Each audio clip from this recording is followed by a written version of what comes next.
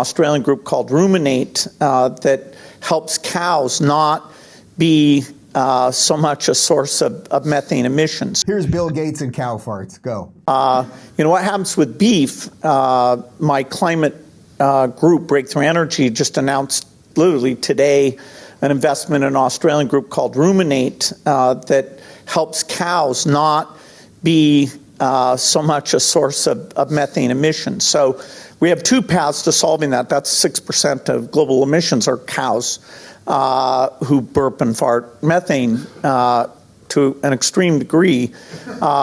You can either fix the cows to stop them doing that, or you can make beef without the cow. And both of those, will be pursued to see which one can lead to the best product in terms of taste, health, and cost.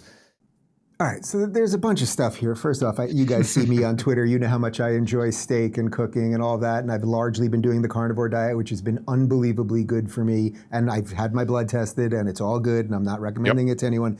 But it's interesting to me that here's the man who owns the largest amount of farmland in the United States, Bill Gates, who now wants to, as he said, do something to cows so that they either don't burp or fart as much, or that we'll just get off meat altogether.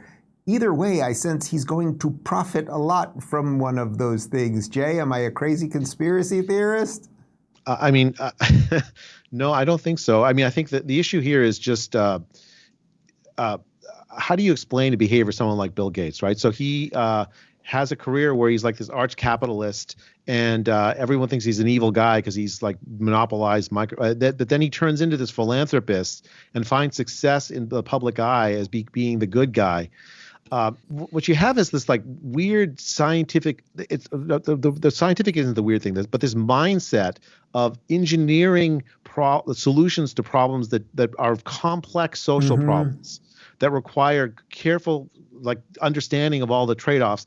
And what his instinct is always seems to be in both his philanthropy and his capitalist work before is to a very, very simple technological solution which runs roughshod over all of the subtleties and often ends up causing more harm than good.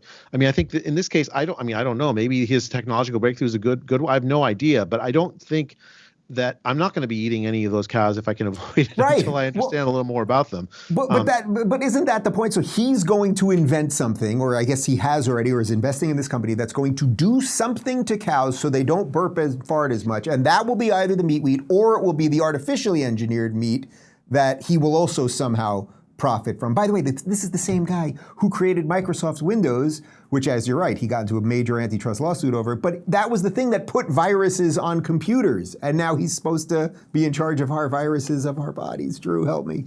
It's a corollary to what I was saying before. By the way, did he say get beef without cows? How's that going to work? Well, I think he means artificial. He doesn't mean beef. He means something else. He means something made out of molds. Yeah. But I like the fact that he's at least thinking more broadly about the problem of it's burping primarily, cows burping. Maybe we can make cows not burp. I like the idea that he's at least doing that than not just staying in the ideology of beef bad, cows bad, which was crazy. But it's the same thing I was complaining about with my physician colleagues. Now there's a corollary which has infected all of us, was irrational certitude. Irrational certitude when it comes, like Jay said, to very complex problems. We should have a rational uncertainty. The current pandemic is hubris. We need humility. Hey, don't click away just yet, because today's video is brought to you by our friends at 1775 Coffee. Guys, instead of waking up tomorrow morning and drinking your mold-infested, big corporation-owned, woke ideology coffee that's probably making you sick from the pesticides it's sprayed with, try Rumble 1775 Coffee. Support freedom of speech and build a parallel economy that actually values you. Go to 1775 Coffee right now and pick up your first bag. Use code Rubin to save 10% off your first order.